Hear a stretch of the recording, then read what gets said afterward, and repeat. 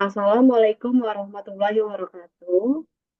Kami ingin mempresentasikan tugas perilaku organisasi dengan topik budaya perilaku organisasi. Kami berkelompok beranggotakan dengan saya, Khotrin Nada Mofida, Tasya Rahmawati, dan Regita Hayudia Virginia. Kasus Activision Blizzard adalah salah satu contoh yang menggambarkan pengaruh kekuasaan, budaya organisasi, dan ketidaksetaraan gender dalam sebuah perusahaan besar.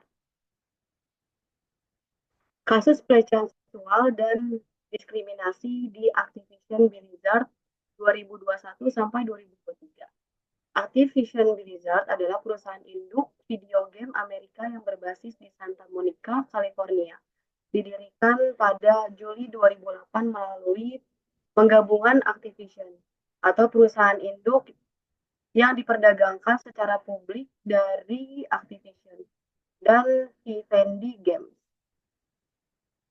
Latar belakang kasus. Activision Blizzard, pengembang game terkenal seperti Call of Duty dan World of Warcraft, terlibat dalam kasus besar terkait budaya kerja yang dianggap beracun atau yang mirip dengan frat house culture. Kasus ini bermula dari gugatan yang diajukan oleh Departemen Ketenagakerjaan dan Perumahan yang Adil California atau DFAH yang menemukan adanya pelecehan seksual, diskriminasi gender, dan ketidaksetaraan gaji di perusahaan. Karyawan perempuan mengeluhkan pelecehan seksual, diskriminasi dalam promosi, dan kesenjangan gaji antara pria dan wanita.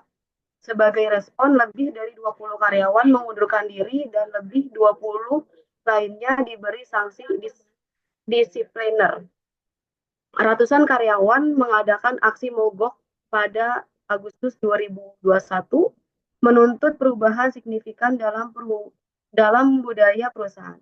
Activision Blizzard kemudian mencapai kesepakatan dengan Komisi Kesempatan Kerja Setara atau EEOC senilai 18 juta dolar pada September 2021. Namun kasus ini berlanjut dengan menyediakan hukum lainnya dan mendapatkan reaksi luas dari publik, termasuk boikot produk perusahaan oleh para gamer. Masalah utama. Satu, budaya organisasi yang beracun atau toxic. Tuduhan adanya budaya fat boy atau gaya persaudaraan yang menciptakan lingkungan kerja diskriminatif. Perilaku tidak profesional seperti diskriminasi gender, ketidakadilan dalam pembayaran dan promosi. Dua, kegagalan manajemen. Keluhan staf tentang pelecehan dan diskriminasi tidak ditindaklanjuti secara efektif oleh manajemen. Bahkan meskipun melapor, langsung telah diterima oleh eksekutif senior seperti presiden perusahaan di Ellen Break. Tiga, dampak terhadap karyawan. Lebih dari 2.000 karyawan menandatangani petisi sebagai bentuk protes. Sementara 1.000 karyawan menandatangani surat terbuka yang mengancam tanggapan perusahaan terhadap tuduhan tersebut. Banyak karyawan perempuan yang kehilangan rasa aman dan kepercayaan pada perusahaan. 4. Aksi hukum dan keuangan. Activision Blizzard menghadapi beberapa tuntutan hukum termasuk dari Komisi Kesepakatan Kerja Setara AS atau EEOC dan Departemen Ketenagakerjaan dan Perumahan yang Adil California. Kesepakatan penyelesaian sebesar 18 juta dolar untuk klaim pelecehan seksual dan diskriminasi menjadi salah satu upaya perusahaan untuk meredam isu.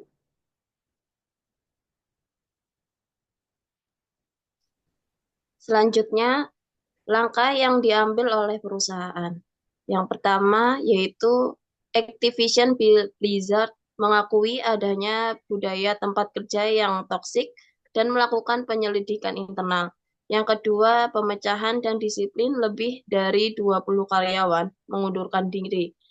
Dan 20 karyawan lainnya dikenakan sanksi atau pemecatan. Yang ketiga, Rekrutmen untuk tanggung jawab perusahaan merekrut 19 posisi baru untuk memperbaiki budaya kerja dan menangani masalah tersebut.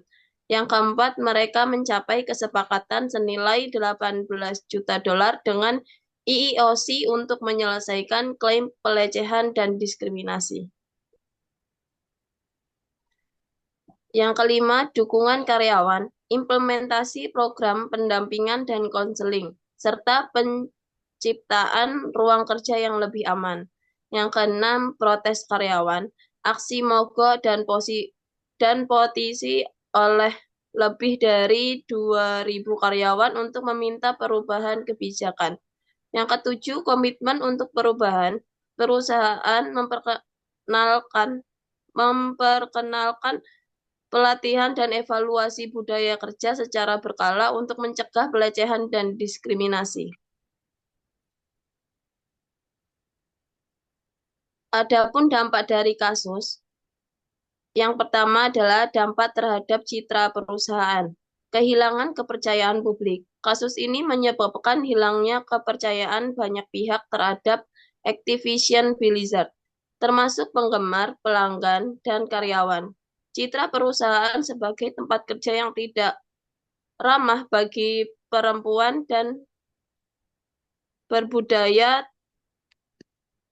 toksik mempengaruhi reputasi mereka di industri game. Boikot dari penggemar. Banyak gamer yang memutuskan untuk memboikot produk Activision Blizzard sebagai bentuk protes terhadap tuduhan pelecehan dan diskriminasi yang terjadi. Beberapa penggemar bahkan menghapus akun atau langganan mereka pada game-game seperti Call of Duty dan World of Warcraft. Yang kedua, dampak terhadap karyawan. Peningkatan pemecatan dan pengunduran diri lebih dari 20 karyawan, termasuk pengembang ternama, mengundurkan diri dari perusahaan setelah kasus ini terungkap. Selain itu, lebih dari 20 karyawan lainnya dikenakan tindakan disipliner. Aksi mogok karyawan, ratusan karyawan Activision Blizzard melakukan aksi mogok sebagai berikut. Sebagai bentuk ketidakpuasan terhadap cara perusahaan menangani masalah pelecehan dan diskriminasi, mereka menuntut perubahan budaya perusahaan dan perbaikan dalam kebijakan yang lebih mendukung keberagaman dan kesetaraan.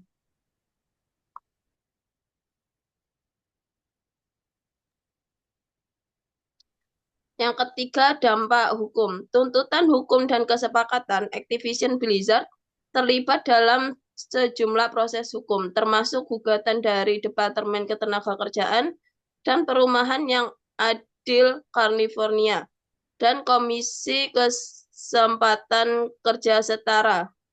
Perusahaan akhirnya mencapai kesepakatan senilai 18 juta dolar dengan EEOC. Namun proses hukum ini memberikan dampak jangka panjang pada hubungan hukum dan keuangan perusahaan.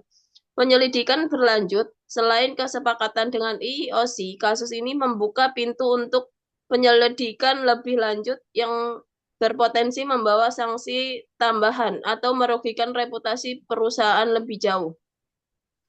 Yang keempat, dampak terhadap budaya perusahaan. Perusahaan dalam kebijakan perusahaan, Activision Blizzard mengumumkan bahwa mereka akan memperkenalkan kebijakan baru untuk mencegah pelecehan seksual dan diskriminasi,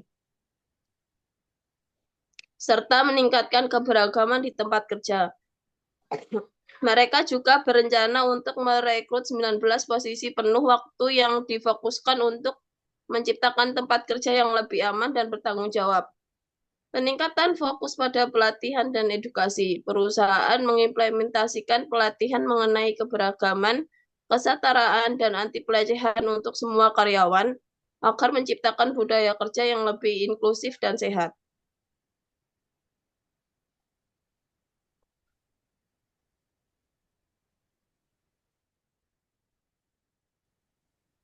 Yang kelima, dampak terhadap industri game secara umum. Perhatian pada masalah keberagaman dan inklusi. Kasus Activision Blizzard mendorong perhatian yang lebih besar terhadap masalah keberagaman, inklusi, dan kesetaraan gender di industri game. Banyak perusahaan game lain yang mulai memperhatikan masalah ini dengan lebih serius, mengikuti jejak Activision Blizzard yang mulai meningkatkan upaya untuk menciptakan lingkungan kerja yang lebih inklusif.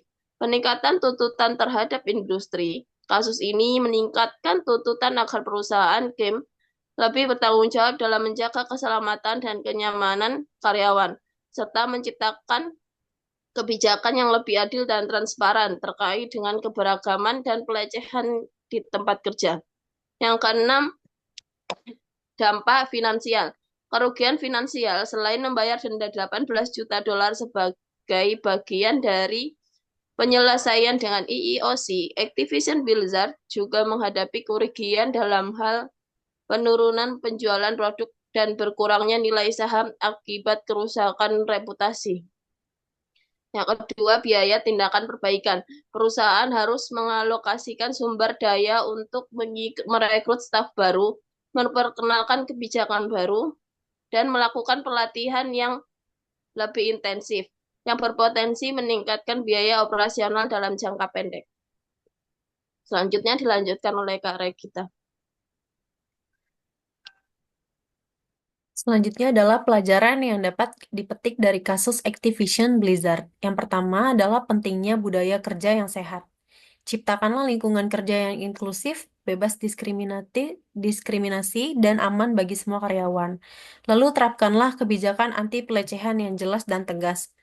Lalu untuk pelajaran yang kedua adalah tanggapan yang cepat dan transparan. Respons perusahaan terhadap tuduhan harus cepat dan terbuka, dan berikan dukungan kepada karyawan yang melaporkan masalah. Lalu untuk pelajaran yang ketiga yaitu pelatihan keberagaman dan inklusi. Lakukan pelatihan untuk semua karyawan mengenai keberagaman dan anti pelecehan. Yang keempat yaitu kesempatan yang adil dalam rekrutmen dan promosi. Pastikan kesempatan promosi dan pengembangan yang adil bagi semua karyawan, dan utamakan keberagaman dalam rekrutmen. Yang kelima adalah tanggung jawab pemimpin dalam menjaga etika.